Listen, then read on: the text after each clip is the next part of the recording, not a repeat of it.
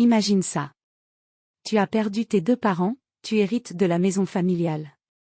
Et là, tes propres voisins débarquent pour te dire que toi et ta sœur n'avez plus le droit d'y vivre ensemble. Ils veulent que l'un de vous parte. C'est exactement ce qui est arrivé à Thomas et Camille. Et ce qui va suivre est complètement fou. Thomas a 21 ans. Sa petite sœur Camille en a 19. Ils ont grandi toute leur vie dans cette maison achetée il y a plus de 25 ans. Leur père est décédé il y a 5 ans. Leur mère est partie il y a seulement 6 mois. Depuis, la maison leur appartient. Un matin, on sonne à la porte. 2 représentants de l'association de quartier se présentent. Ils annoncent d'un ton neutre que, selon le règlement, seules les familles sont autorisées à habiter dans le lotissement. Et d'après eux, une famille, c'est uniquement un couple et ses enfants non mariés. Tant que leur mère vivait avec eux, pas de problème. Mais maintenant qu'elle est décédée, Thomas et Camille, 2 jeunes adultes, ne seraient plus considérés comme une famille. Donc l'association leur explique, sans gêne, qu'un des 2 doit quitter la maison. Camille rit nerveusement et leur lance « Attendez, vous voulez qu'on se sépare, dans notre propre maison ?» Les représentants haussent les épaules et répondent que ce sont les règles. Et ce n'était pas une blague. Ils sont revenus 4 fois répéter la même menace. La dernière fois, ils ont ajouté qu'ils respectaient beaucoup leurs parents, mais que si Thomas et Camille refusaient de partir, ils iraient en justice. À ce moment-là, Thomas panique. Est-ce qu'ils ont vraiment le droit de les expulser de la maison de leur enfance? Est-ce que la loi peut cautionner une telle absurdité? À chaque visite, Thomas demande à voir le règlement écrit. Mais jamais il ne leur donne une copie. Toujours les mêmes phrases reviennent. Ce sont les règles, vous devez obéir. Petit à petit, Thomas se dit qu'il y a anguille sous roche. Et si quelqu'un voulait en fait récupérer la maison à bas prix? Il partage alors son histoire sur Internet. Très vite, les conseils affluent.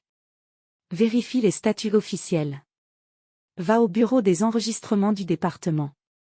Va à la réunion de l'association, peut-être que les autres membres ne savent même pas ce qui se passe. Et surtout, ne te laisse pas intimider. Quelques semaines plus tard, Thomas réussit enfin à obtenir le fameux règlement. Et là, c'est encore plus absurde qu'il ne l'imaginait. La définition d'une famille inclut les parents, les enfants, les grands-parents, les petits-enfants, les oncles, les tantes, les neveux et les nièces. Mais pas les frères et sœurs. Oui, vous avez bien entendu. Pour eux, un frère et une sœur, ce n'est pas une famille. Et pour enfoncer le clou, une clause précise que 2 copropriétaires ne peuvent pas vivre ensemble, sauf s'ils correspondent à cette définition totalement bancale. Quelques jours plus tard, Thomas et Camille reçoivent une lettre officielle. Elle dit « Vous êtes en violation du règlement. Mettez-vous en conformité ou quittez les lieux. » Cette fois, ils comprennent qu'il faut agir vite et qu'ils ne peuvent plus rester passifs. Ils impriment la lettre et la distribuent à tout le voisinage. Ils expliquent à chacun, imaginez que vous mouriez demain, vos enfants seraient chassés de leur propre maison, comme on essaie de nous chasser. La réaction est immédiate. Les voisins sont choqués. La plupart signent une pétition et contactent directement le président de l'association pour exiger que ça cesse. La solidarité commence à s'installer dans toute la résidence. En moins de 2 semaines, Thomas et Camille reçoivent une nouvelle lettre. Cette fois, c'est une excuse officielle. On leur dit que tout cela était une erreur. Mais les voisins, eux, ont compris le message. L'association ne harcèle pas seulement Thomas et Camille. Elle pourrit la vie de tout le monde. Résultat, plusieurs habitants décident de se présenter aux prochaines élections de l'association pour changer les choses en profondeur. Leur but est clair. Virer les anciens membres du conseil, pourquoi pas, dissoudre complètement l'association. Et voilà comment, grâce à la solidarité de tout un quartier, 2 orphelins ont réussi à tenir tête à une institution injuste.